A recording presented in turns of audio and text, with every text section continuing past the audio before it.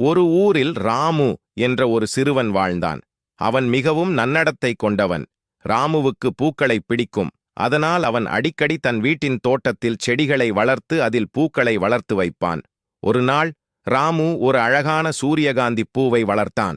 அந்த பூவிற்கு தினமும் தண்ணீர் ஊற்றி அதனை கவனமாக பராமரித்தான். சில நாட்களுக்குப் பிறகு சூரியகாந்தி பூ அழகாக மலர்ந்தது. அவன் அந்த பூவை பார்த்து மிகவும் சந்தோஷமடைந்தான்.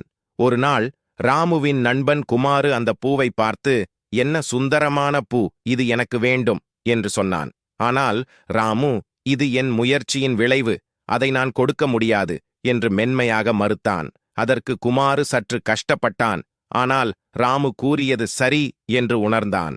அப்போது ராமு, "நீயும் ஒரு செடி நடு, அதற்காக நான் உன்னை உதவுகிறேன். சில நாட்களில் உன்னுடைய செடியில் பூ முளைக்கும்" என்று உற்சாகமாக சொன்னான். குமாரு ராமுவின் உதவியுடன் ஒரு செடியை நடுத்தான். முயற்சி மட்டும் அல்லாமல் நண்பர்களுடன் பகிர்வது மகிழ்ச்சியை இரட்டிப்பாக்கும்.